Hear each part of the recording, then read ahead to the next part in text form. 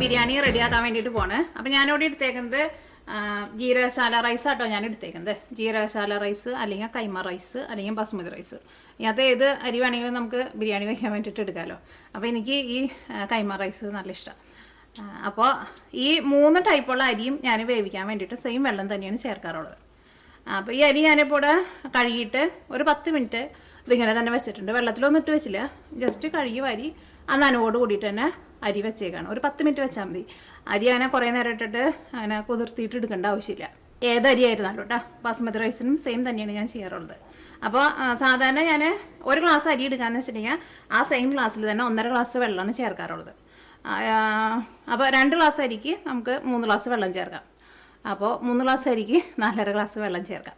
അപ്പോൾ ഞാൻ 1 ഗ്ലാസ് അരിക്ക് 2 ഗ്ലാസ് അരിക്കും ആ കറക്റ്റ് 3 ഗ്ലാസ് വെള്ളം ചേർക്കും. ഇനിയിപ്പോൾ 2 ഗ്ലാസ്സിൽ കൂടുതൽ അരിയാണ് എടുക്കണതെന്ന് വെച്ചിട്ടുണ്ടെങ്കിൽ ഞാൻ അതിൽ നിന്ന് കുറച്ച് വെള്ളം കുറച്ചിട്ടാണ് ചേർക്കാറുള്ളത്. കാരണം എന്താണെന്ന് വെച്ചിട്ടുണ്ടെങ്കിൽ ഈ അരി കൂടുന്തോറും കുറച്ച് ടൈറ്റായിട്ട് ഇരുന്നിട്ടാണല്ലോ വേവുന്നത്. അപ്പോൾ നമ്മൾ സാധാരണ കുറച്ച് അരിക്ക് വെക്കണ അത്രയ്ക്ക് വെള്ളം നമ്മൾ കൂടുതൽ അരി വയ്ക്കുമ്പോൾ ചേർക്കേണ്ട ആവശ്യമില്ല. അപ്പോൾ ഇത് 3 ഗ്ലാസ് അരി എടുത്തപ്പോൾ നമുക്കൊരു 4.5 ഗ്ലാസ് വെള്ളമാണ് ശരിക്കും കണക്ക് പ്രകാരം വേണ്ടത്. അപ്പോൾ ഞാൻ 4.5 ഗ്ലാസ്സിന് പകരം ഒരു 1/4 ഗ്ലാസ് കുറച്ചിട്ട് 4.25 കപ്പ് വെള്ളമാണ് ചേർക്കേണ്ടത്. അത്രയ്ക്ക് ചേർത്താൽ മതി. അപ്പോൾ കറക്റ്റ് പാകത്തിന് നമുക്ക് വെന്ത് കിട്ടും. അതിപ്പോൾ 5 കപ്പായിരുന്നാലും വെള്ളം ചേർക്കുമ്പോൾ അപ്പോൾ നമ്മൾ 1/2 കപ്പ് കുറയ്ക്കണ്ട, ഒരു 1/4 കപ്പ് കൊണ്ട് കുറച്ചിട്ട് ചേർത്താൽ മതി. കറക്റ്റ് അത്രയ്ക്കാണ് ചേർക്കേണ്ടത്. കൂടുതലായിരിക്കും അത്രയ്ക്ക് വെള്ളത്തിൻ്റെ ആവശ്യമില്ല. അതിപ്പോൾ ബസ്മതി റൈസ് ആയിരുന്നാലും അങ്ങനെ തന്നെ കേട്ടോ. അപ്പോൾ നമുക്ക് ഫസ്റ്റ് നമ്മുടെ വെള്ളം തിളപ്പിക്കാൻ വേണ്ടിയിട്ട് വയ്ക്കാം. എനിക്ക് 4.25 ഗ്ലാസ് വെള്ളമാണ് എടുത്തേക്കുന്നത്. അരി എടുത്തിരുന്ന സെയിം കപ്പിൽ തന്നെ അളവെടുക്കാം. അപ്പോൾ നല്ല കറക്റ്റായിട്ട് വരും. ഇത് ഇപ്പോൾ എല്ലാ അരിയുടെയും അളവ് തന്നെയായിട്ട് പറയുന്നത്.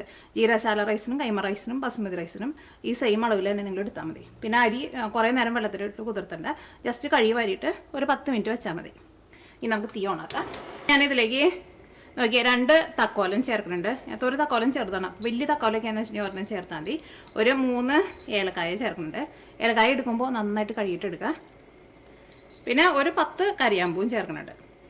അപ്പോൾ നമ്മുടെ അരി ഇതേപോലെ ഇങ്ങനെ മസാലയിൽ കിടന്ന് വെന്ത് വരുമ്പോൾ നല്ലൊരു സ്മെല്ലായിരിക്കും. ഇനി ഇതിലേക്ക് നമുക്ക് 1 ടേബിൾ സ്പൂൺ നെയ്യ് ചേർക്കുക.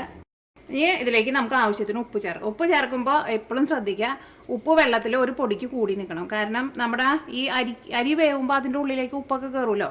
അപ്പോൾ അതനുസരിച്ചിട്ട് കുറച്ച് ഉപ്പ് കൂടുതൽ ചേർക്കുക. ഫസ്റ്റ് നമ്മൾ എങ്ങനെ ഉപ്പ് ചേർക്കുക, അത് കഴിഞ്ഞിട്ട് നമ്മൾ ഇളക്കി നോക്കാം, എന്നിട്ട് ടേസ്റ്റ് ചെയ്ത് നോക്കാം. അപ്പോൾ കറക്റ്റല്ല വെള്ളത്തിലെ ഉപ്പിൻ്റെ ടേസ്റ്റ്, ഒരു പൊടിക്കൊന്ന് കൂടി നിൽക്കണം. അപ്പോൾ നന്നായിട്ട് ഇളക്കി കഴിഞ്ഞിട്ട് ടേസ്റ്റ് നോക്കാം. ടേസ്റ്റ് നോട്ടെ. ഒരു പൊടിക്ക് കൂടി നിൽക്കുന്നുണ്ട്. ഇനി നമുക്ക് മൂടി വെച്ചിട്ട് വെള്ളം നന്നായിട്ട് തിളച്ച് കഴിയുമ്പോൾ നമ്മുടെ 3 ഗ്ലാസ് അരി ചേർക്കാം. അപ്പോൾ 1 ഗ്ലാസ് അരി 2 ഗ്ലാസ് അരിയൊക്കെയെന്ന് വെച്ചിട്ടുണ്ടെങ്കിൽ 1 ഗ്ലാസ്സിന് 1.5 ഗ്ലാസ് വെള്ളം വെച്ചിട്ട് 2 ഗ്ലാസ്സിന് അതേപോലെ തന്നെ കറക്റ്റ് ചേർക്കുക. അതിലും കൂടുതലാണ് അരിയാണ് നമ്മൾ ചേർക്കണേന്ന് വെച്ചിട്ടുണ്ടെങ്കിൽ ഞാൻ നേരത്തെ പറഞ്ഞ പോലെ കറക്റ്റ് അത്രയ്ക്ക് വെള്ളം ചേർക്കണ്ട. ഒരു 1/4 ഗ്ലാസ് വെള്ളം കുറച്ചിട്ട് ചേർത്താൽ മതി. അപ്പോൾ നമ്മൾ ചിക്കൻ കറി വയ്ക്കാൻ പോണതിന് മുമ്പ് അരി വേവിക്കാൻ വേണ്ടിയിട്ട് വയ്ക്കുക. അപ്പോൾ നമ്മുടെ ചിക്കൻ റെഡി ആയിട്ട് വരുമ്പോഴേക്കും നമ്മുടെ അരിയൊക്കെ വെന്ത് ഒന്ന് ചെറുതായിട്ടൊക്കെ ഒന്ന് ചൂടാറി നല്ല സോഫ്റ്റായിട്ട് വന്നിട്ടുണ്ടാവും. ഇതാ അപ്പോൾ നമ്മുടെ വെള്ളം നന്നായിട്ട് വെട്ടി തിളച്ചിട്ടുണ്ട്. ഇതിലേക്ക് അരി ചേർക്കുക. അരി നമ്മൾ കഴുകി വാരിയിട്ടായിരിക്കുമല്ലോ അരി വെച്ചേക്കുന്നത്. അപ്പോൾ ചിലപ്പോൾ അരിയിൽ വെള്ളം ഉണ്ടാവും. അപ്പോൾ നമുക്ക് അരി ഇതേപോലെ ഇങ്ങനെ എടുത്തിട്ട് ഇട്ടാൽ മതി. അല്ലെങ്കിൽ ഫുള്ളായിട്ട് അങ്ങോട്ട് കമത്തിയിട്ട് വെള്ളത്തിലേക്ക് ഇടണ്ട. അപ്പോൾ ഈ അരിയുടെ അടിയിൽ നമ്മൾ കഴുകി എടുത്ത് കഴിഞ്ഞപ്പോൾ ചിലപ്പോൾ വെള്ളം മുഴുവനും പോയിട്ടുണ്ടാവില്ല. ഇതിനകത്ത് കുറച്ച് വെള്ളമുണ്ട്. അപ്പോൾ എന്നിട്ട് ഈ അരി നമ്മൾ വേവിച്ചിട്ട് എടുക്കുമ്പോൾ എന്ത് ചെയ്യണമെന്ന് വെച്ചിട്ടുണ്ടെങ്കിൽ, ഇനി നമ്മൾ അരി ഇട്ട് കഴിഞ്ഞിട്ട് ഒന്ന് ഇളക്കി കഴിഞ്ഞിട്ട് നമ്മൾ മൂടി വയ്ക്കും. മൂടി വെച്ച് കഴിഞ്ഞിട്ട് അരി ഈ വെള്ളം നന്നായിട്ട് തിളച്ച് കഴിഞ്ഞ് കഴിയുമ്പോൾ എന്ത് ചെയ്യുന്നത് വെച്ചിട്ടുണ്ടെങ്കിൽ, തീ എന്തോരം കുറച്ച് വയ്ക്കാമോ അത്രയ്ക്ക് കുറച്ചിട്ട് മൂടി തന്നെ വയ്ക്കും. അപ്പോൾ ചെറിയ തീയിലിരുന്നിട്ട് അരി വെന്ത് വരണം. അപ്പോൾ അരി ഒട്ടും വെന്തും കുഴഞ്ഞു പോകാണ്ട് നല്ല കറക്റ്റ് പാകത്തിന് നമുക്ക് വെന്ത് കിട്ടും. അത് അങ്ങനെ ചെറിയ തീയിൽ അങ്ങനെ ഇരുന്നോളൂ. നമ്മൾ എപ്പോഴും തുറന്നു നോക്കേണ്ട ആവശ്യമില്ല. കാരണം ഇതിൽ നമ്മൾ കറക്റ്റ് വെള്ളമല്ലേ ഒഴിച്ചിട്ടുള്ളൂ. അപ്പോൾ അതുകൊണ്ട് തന്നെ അരി വെന്ത് കുഴഞ്ഞൊന്നും പോവില്ല. പിന്നെ തീ നന്നായിട്ട് കുറച്ച് വെക്കണത് കൊണ്ട് തന്നെ അരി അടിയിലും പിടിക്കില്ല. അപ്പോൾ അതാ നോക്കിക്കേ, ഞാൻ നമ്മുടെ ചിക്കൻ കറി റെഡിയാക്കാനുള്ള സാധനങ്ങളൊക്കെ റെഡിയാക്കിയിട്ട് വെച്ചിട്ടുണ്ട്. അപ്പോൾ ഇതേപോലെ നിങ്ങൾക്ക് ചിക്കൻ ബിരിയാണി മാത്രമല്ല കേട്ടോ, മട്ടൻ വേണമെന്ന് വെച്ചിട്ടുണ്ടെങ്കിൽ മട്ടൻ വയ്ക്കുക, ബീഫ് വേണമെന്ന് വെച്ചിട്ടുണ്ടെങ്കിൽ ബീഫ് വയ്ക്കുക. അത് നമുക്ക് ഇഷ്ടമുള്ളത് ഏത് മീറ്റാണെന്ന് വെച്ചിട്ടുണ്ടെങ്കിൽ ആ മീറ്റ് എടുത്തിട്ട് നമുക്ക് ഇതേപോലെ കറി വയ്ക്കാം. അല്ലെങ്കിൽ അപ്പോൾ നിങ്ങൾക്ക് വേറെ ഏതെങ്കിലും തരത്തിൽ നിങ്ങൾ ചിക്കനാ മട്ടനാ ബീഫൊക്കെ വേറെ തരത്തിൽ വെക്കണമെന്ന് വെച്ച് കഴിഞ്ഞാൽ അങ്ങനത്തെ കറിയാക്കിയിട്ടും എടുക്കാം. അപ്പോൾ പിന്നെ ബിരിയാണിക്കൊക്കെ നമുക്കറിയാലോ കുറച്ച് ഡ്രൈ ആയിട്ടുള്ള കറിയായിരിക്കും നല്ലത്. ഒരുപാട് മസാലയൊന്നും ഇടാത്ത കറിയായിരിക്കും കൂടുതൽ ടേസ്റ്റ് ഉണ്ടാവുക. ഒരു വലിയൊരു സബോള നല്ല പൊടിയായിട്ട് കട്ട് ചെയ്തിട്ട് എടുത്തിട്ടുണ്ട്. പിന്നെ നോക്കി ഇതേപോലത്തെ 2 കഷ്ണം ഇഞ്ചി എടുത്തിട്ടുണ്ട്. ഇത് നാടൻ ഇഞ്ചി അല്ല കേട്ടോ, അതുകൊണ്ട് തന്നെ ഇതിന് എത്ര ചേർത്താലും വലിയ ടേസ്റ്റൊന്നും ഉണ്ടാവില്ല. പിന്നെ വെളുത്തുള്ളി കുറച്ച് കൂടുതൽ ചേർക്കാം. ഞാനിവിടെ ഒരു 12 വെളുത്തുള്ളി എടുത്തിട്ടുണ്ട്. ഇതിനകത്ത് ചെറുതും വലുതൊക്കെ ഉണ്ട്. അപ്പോൾ നമ്മുടെ നാടൻ കുഞ്ഞ് വെളുത്തുള്ളിയൊക്കെ എന്ന് വെച്ചിട്ടുണ്ടെങ്കിൽ ഒരു 2 ബൾബ് 2 കൂട് വെളുത്തുള്ളി എടുക്കുക. പിന്നെ പച്ചമുളക് നിങ്ങളുടെ എരിവിനനുസരിച്ചിട്ട് ചേർക്കുക. കാരണം പല പച്ചമുളകിനും പല എരിവായിരിക്കും. അപ്പോൾ ഞാനിവിടെ നോക്കിയാൽ ഒരു 2, 4, 6, 8 ഒരു 8 പച്ചമുളക് എടുത്തിട്ടുണ്ട്. ഇഞ്ചിയും വെളുത്തുള്ളി നമ്മൾ മിക്സിയുടെ ചെറിയ ജാറിലിട്ടിട്ട് ഒന്ന് കറക്കിയിട്ടെടുക്കും. വെള്ളം ചേർത്തിട്ട് പേസ്റ്റ് പോലെ അരയ്ക്കണ്ട. പിന്നെ നമ്മൾ കറിയിലേക്ക് സാധാരണ ചേർക്കണം മസാലപ്പൊടികൾ: മഞ്ഞൾപ്പൊടി, മല്ലിപ്പൊടി, മുളക് പൊടി, ഗരം മസാല ചേർക്കണം. ഗരം മസാല നമ്മൾ സാധാരണ ചിക്കൻ കറിക്ക് ചേർക്കണം. നമ്മൾ മീറ്റിന് ചേർക്കണ മസാല ഉണ്ടല്ലോ, ആ മസാല ചേർക്കാം. പിന്നെ പുളിക്ക് വേണ്ടിയിട്ട് ഒരു തക്കാളി ചേർക്കുന്നുണ്ട്. ബീഫാണ് വയ്ക്കണതെന്ന് വെച്ചിട്ടുണ്ടെങ്കിൽ നിങ്ങൾ തക്കാളി ചേർക്കാണ്ട് കറി വെച്ചിട്ട് ബിരിയാണി ഉണ്ടാക്കുന്നതായിരിക്കും കൂടുതൽ ടേസ്റ്റ്. ഞാൻ ബീഫ് വയ്ക്കുമ്പോൾ അങ്ങനെ തക്കാളി ചേർക്കാറില്ല, അപ്പോൾ അതിനകത്തരയ്ക്കാണ് ടേസ്റ്റ് ഉണ്ടാവാറില്ല. പക്ഷേ ചിക്കൻ വയ്ക്കുമ്പോൾ നമുക്ക് ഒരു തക്കാളി ചേർക്കാം. മട്ടൻ കറിയിലായിരുന്നാലും തക്കാളി ഒരെണ്ണം ചേർക്കാം. അത് നമുക്ക് അങ്ങനെ നമ്മൾ സാധാരണ ഓരോ മീറ്റും നമ്മൾ കറി വെക്കാറുണ്ടല്ലോ, അത് നമ്മുടെ ഇഷ്ടത്തിനനുസരിച്ചിട്ട് നമ്മുടെ ചിക്കൻ കറി നമുക്ക് വെക്കാം കേട്ടോ. വേണമെന്ന് വെച്ചിട്ടുണ്ടെങ്കിൽ നമുക്ക് ചിക്കൻ വറുത്തിട്ട് കറി വയ്ക്കാം. ഇത് ഞാൻ വറുക്കാണ്ട് സിമ്പിളായിട്ടുള്ളൊരു ചിക്കൻ കറി പോലെയാണ് എടുക്കുന്നത്. അപ്പോൾ നോക്കിയാൽ ഞാനിവിടെ നമ്മുടെ ചോറ് വേവാൻ വേണ്ടിയിട്ട് ഇതേപോലെ തീ കുറച്ചിട്ടായിട്ട് വെച്ചേക്കുന്നത്. കറി റെഡിയാക്കാനുള്ള പാൻ നന്നായിട്ട് ചൂടായിട്ടുണ്ട്. ഇതിലേക്ക് വെളിച്ചെണ്ണ ചേർക്കുക. ഇത് വെളിച്ചെണ്ണ കേട്ടോ, ഇവിടെ തണുപ്പായതുകൊണ്ടാണ് ഇങ്ങനെ കട്ട പിടിച്ചിട്ടിരിക്കുന്നത്. അവിടെ വെളിച്ചെണ്ണ നന്നായിട്ട് ചൂടായിട്ടുണ്ട്. ഇനി ഇതിലേക്ക് സബോള ചേർക്കുക, പച്ചമുളക് ചേർക്കുക, ഇഞ്ചിയും വെളുത്തുള്ളിയും ചേർക്കുക. ഇതാ നോക്കിയാൽ നമ്മുടെ അരി നമ്മളിപ്പോൾ അടപ്പത്ത് വെച്ചിട്ട് നോക്കിയാൽ ഒരു 10 മിനിറ്റ് ആയിട്ടുണ്ട്. നോക്കി നന്നായിട്ട് ഇങ്ങനെ ആവി വരുന്നുണ്ട്. ഇപ്പോൾ ഇത് അരിയുടെ മുകളിൽ വെള്ളം നിൽക്കണില്ല കേട്ടോ.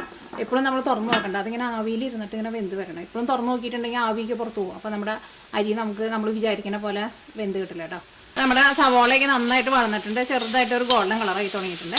ഇതിലേക്ക് നമുക്ക് മസാലപ്പൊടികൾ ചേർക്കാം. ഫസ്റ്റ് മഞ്ഞൾപ്പൊടി ചേർക്കാം. മഞ്ഞൾപ്പൊടി ഞാൻ ഇതിലേക്ക് ഒരു 3/4 ടേബിൾ സ്പൂണാണ് ചേർക്കുന്നത്. അപ്പോൾ മഞ്ഞൾപ്പൊടി ഇതിനകത്ത് കിടന്നിട്ട് നന്നായിട്ട് മൊരിഞ്ഞിട്ടുണ്ട്. ഇനി ഇതിലേക്ക് നമുക്ക് മല്ലിപ്പൊടി ചേർക്കാം. മല്ലിപ്പൊടി ഞാനിവിടെ നോക്കിയാൽ ടേബിൾ സ്പൂണിൽ ഇതേപോലെ ഇങ്ങനെ നിറച്ചെടുക്കുന്നുണ്ട്. ഒരു 2 ടേബിൾ സ്പൂൺ മല്ലിപ്പൊടിയാണ് ചേർക്കുന്നത്. അപ്പോൾ മല്ലിപ്പൊടിയും ഇതിനകത്ത് കിടന്നിട്ട് നന്നായിട്ട് മൊരിഞ്ഞിട്ടുണ്ട്. ഇനി ഇതിലേക്ക് നമുക്ക് മുളക് പൊടി ചേർക്കാം. പക്ഷേ ഞാൻ ഇതിനകത്ത് പച്ചമുളകാണ് കൂടുതൽ ചേർത്തേക്കുന്നത്. മുളക് പൊടി അപ്പോൾ അതനുസരിച്ചിട്ട് ചേർക്കണുള്ളൂ.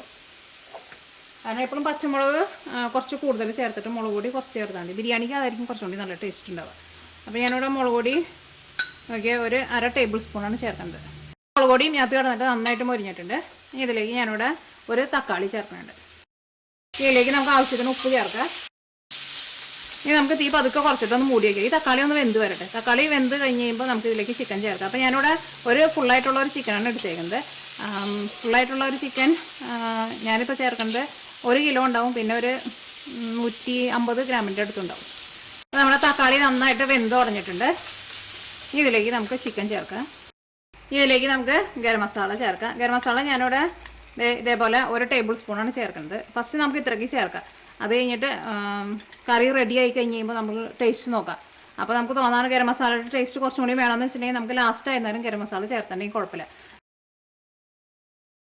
അപ്പോൾ ഇനി നമുക്ക് ചെറിയ തീയിൽ മൂടി വയ്ക്കുക. അതിനകത്ത് വെള്ളമൊന്നും ചേർക്കരുത് കേട്ടോ. ചിക്കൻ നന്നായിട്ട് ചൂടായി കഴിഞ്ഞ് കഴിയുമ്പോൾ ചിക്കൻ്റെ ഉള്ളിൽ നിന്ന് തന്നെ അത്യാവശ്യം ചിക്കൻ വേവാനുള്ള വെള്ളം വരും. ഇനി നമുക്ക് കറി ഒന്ന് ഇളക്കിയിട്ട് കൊടുക്കാം. ഇനി കറിയിലേക്ക് നമുക്ക് കുറച്ച് മല്ലിയിലയും പുതിനയിലയും ചേർക്കാം. നമ്മൾ ടേസ്റ്റിനനുസരിച്ചിട്ട് കുറച്ച് ചേർക്കാം. അരി നമ്മൾ ലോ ഫ്ലെയിമിൽ നമ്മൾ മൂടി വെച്ചിട്ട് ഇപ്പോൾ ഒരു 20 മിനിറ്റ് കഴിഞ്ഞിട്ടുണ്ട് കേട്ടോ. അപ്പോൾ ഈ അരി നമുക്കൊന്ന് തുറന്ന് നോക്കാം.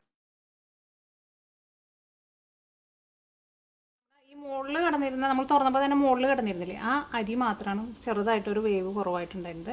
നമ്മൾ അടിയിൽ ആ ചോറൊക്കെ നല്ല കറക്റ്റ് പാകത്തിന് വെന്തിട്ടുണ്ട്. അപ്പോൾ നമ്മൾ 20 മിനിറ്റ് കഴിഞ്ഞപ്പോൾ അരി നന്നായിട്ട് ഇളക്കി. ഇപ്പോൾ നമ്മുടെ ചോറ് റെഡി ആയിട്ടുണ്ട്. ആ മുകളിൽ കിടന്നിരുന്ന കുറച്ച് അരിമണി മാത്രമാണ് ചെറുതായിട്ട് വേവ് കുറവുണ്ടായിരുന്നത്. അതും കൂടിയിട്ട് നമ്മളിങ്ങനെ ഇളക്കിയല്ലോ. ഇളക്കിയിട്ട് ആ ചൂടുകൊണ്ട് ഇരുന്നിട്ട് ഇനി ബാക്കിയുള്ള വേവ് വന്നോളും. ഇപ്പോൾ ഓൾറെഡി വെന്തിട്ടുണ്ട്. ആ മുകളിലെ കുറച്ച് അരിമണി മാത്രമേ വേവാനുണ്ടായിരുന്നുള്ളൂ. അപ്പോൾ ഇനി ഞാനിവിടെ തീ ഓഫ് ചെയ്യാം കേട്ടോ.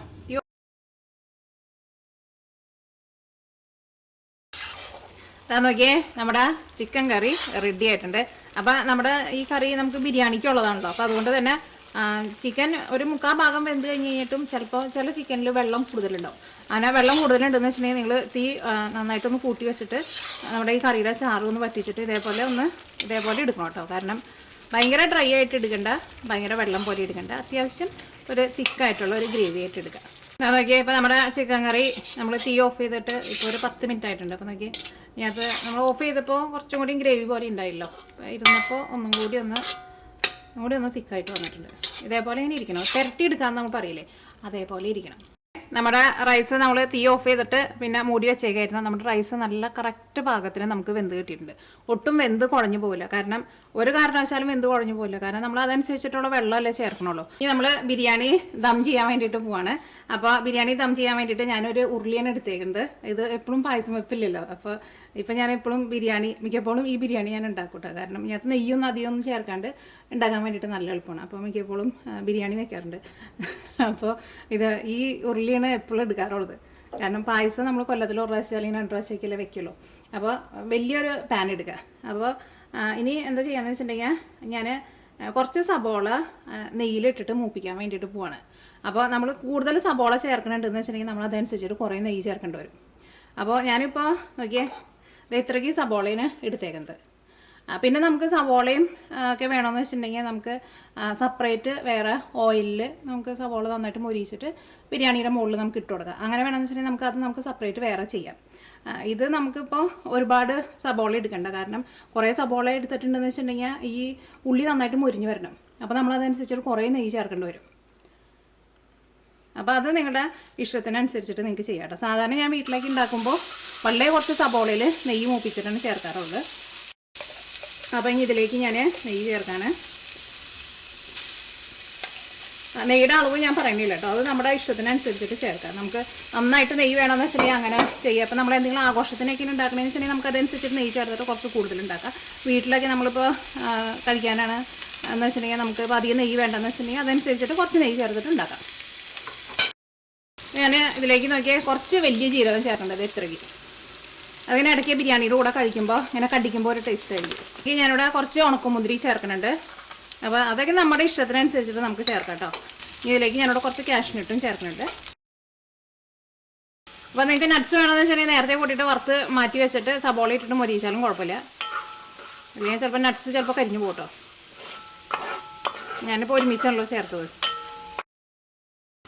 അപ്പോൾ നമ്മുടെ സവോളയൊക്കെ മൊരിഞ്ഞ് നല്ലൊരു ഗോൾഡൻ കളറായിട്ടുണ്ട്. ഇനി ഇതിലേക്ക് ഞാനിവിടെ കുറച്ച് മഞ്ഞൾപ്പൊടി ചേർക്കുന്നുണ്ട്. അപ്പോൾ നമ്മുടെ ബിരിയാണിക്കൊക്കെ ആയിരുന്നാലും നല്ല കളറുണ്ടാവും. പിന്നെ നെയ്യിൽ എപ്പോഴും മഞ്ഞൾപ്പൊടി ചേർക്കുമ്പോൾ കുറച്ചും കൂടി നല്ലൊരു സ്മെല്ലും ടേസ്റ്റൊക്കെ ഉണ്ടാവും നമ്മൾ ഇതിൻ്റെ കൂടെ റൈസ് മിക്സ് ചെയ്യുമ്പോൾ.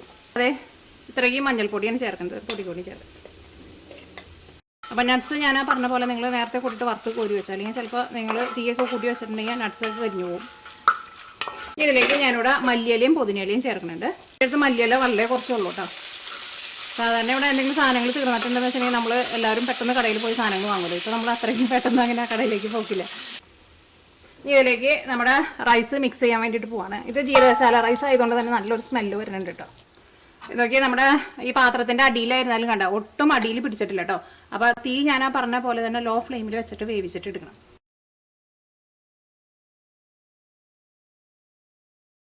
ഇതിലേക്ക് ഞാനിവിടെ കുറച്ച് പൈനാപ്പിൾ ചേർക്കുന്നുണ്ട്.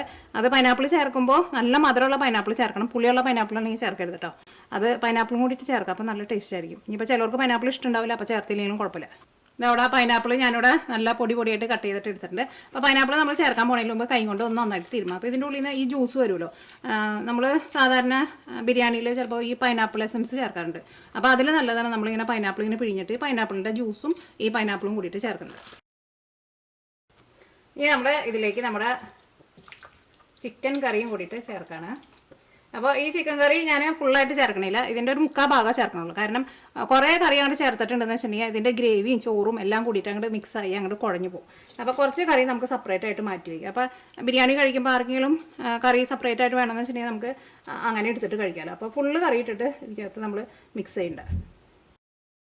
പ്രത്യേകം ശ്രദ്ധിക്കുക, ചിക്കൻ കറി ചേർക്കുമ്പോൾ ഗ്രേവി ഒരുപാട് ഇട്ടിട്ട് നമ്മുടെ ചോറിൻ്റെ കൂടെ മിക്സ് ചെയ്യരുത്. നമുക്ക് സെപ്പറേറ്റ് മാറ്റി വെച്ചിട്ട് ബിരിയാണി സെർവ് ചെയ്യുന്ന സമയത്ത് ആവശ്യക്കാർക്ക് എടുക്കാം. ഇപ്പോൾ നമ്മുടെ ചിക്കൻ കറിയും ഇതിനകത്ത് അത്യാവശ്യം നന്നായിട്ട് മിക്സ് ആയിട്ടുണ്ട്. ഇത്രയ്ക്ക് മിക്സ് ആയാൽ ഒരുപാട് ഇട്ടിട്ടാണ്ട് ഇളക്കണ്ട. ഈ തീ നന്നായിട്ട് കുറച്ചിട്ട് ഞാനിവിടെ ഒരു 10 മിനിറ്റും കൂടി മൂടി വയ്ക്കാം. ഇതിൻ്റെ ഉള്ളിൽ നന്നായിട്ട് ആവി വരണ ആ സമയം വരെ നമുക്ക് മൂടി വയ്ക്കാം. അപ്പോൾ നിങ്ങൾ എടുത്തേക്കണ പാൻ ഇപ്പോൾ അധികം കട്ടിയില്ലാത്ത പാനാന്ന് വെച്ചിട്ടുണ്ടെങ്കിൽ അടിയിൽ വേറെ ഏതെങ്കിലും ഒരു പാൻ വെച്ചിട്ട് ആ പാനിൻ്റെ മുകളിൽ നമ്മുടെ ഈ ബിരിയാണി പാത്രം വയ്ക്കുക. ഇതിപ്പോൾ അത്യാവശ്യം നല്ല കട്ടിയുണ്ടല്ലോ, ഉരുളിയുണ്ടല്ലോ. അപ്പോൾ അതുകൊണ്ട് ഇതിൻ്റെ അടിയിൽ ഞാനൊന്നും വെക്കണില്ല, ലോ ഫ്ലെയിമിൽ ഇട്ടിട്ട് മൂടി വയ്ക്കുകയാണ്. അപ്പോൾ കനമില്ലാത്ത പാത്രം എന്ന് വെച്ചാൽ അടിയിൽ ഒരു എന്തെങ്കിലും ഒരു പാൻ വെച്ചിട്ട് അതിൻ്റെ മുകളിൽ വെച്ചാലും മതി, അല്ലെങ്കിൽ ചെറിയ രീതിയിൽ വെച്ചാലും മതി, അങ്ങനെ അടിയിലൊന്നും പിടിക്കില്ല. നമുക്ക് ബിരിയാണിയിലേക്ക് ഒരു സാലഡ് കൂടിയിട്ട് ഉണ്ടാക്കണമല്ലോ. അപ്പോൾ ഞാനിവിടെ സവോള കുറച്ച് ചെറുതായിട്ട് കട്ട് ചെയ്തിട്ട് എടുത്തിട്ടുണ്ട്. ഞാനിവിടെ ഒരു ചെറിയ കഷ്ണം ഇഞ്ചി ചതച്ചതും ചേർക്കുന്നുണ്ട്, ഒരുപാട് ചേർക്കണ്ട, കുറച്ച്. ഇതിലേക്ക് ആവശ്യത്തിന് ഉപ്പ് ചേർക്കുക.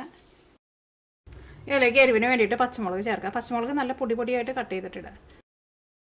നമ്മുടെ ബിരിയാണി നമ്മൾ തീ നന്നായിട്ട് കുറച്ചിട്ട് ഒരു 10 മിനിറ്റ് വെച്ചിട്ടുണ്ട്. 10 മിനിറ്റിൽ കൂടുതൽ വെക്കുന്നതിന് കുഴപ്പമൊന്നുമില്ല കേട്ടോ. തീ നന്നായിട്ട് കുറച്ചിട്ട് ചെറിയ അടുപ്പിൽ തീ നന്നായിട്ട് കുറച്ചിട്ട് വെച്ചാൽ മതി. അപ്പോൾ ആ ചെറിയ തീയിൽ അതിങ്ങനെ ഒരു അരമണിക്കൂർ ഇരുന്നോളും, ഏറ്റവും ചെറിയ ബർണറിലോട്ടാ.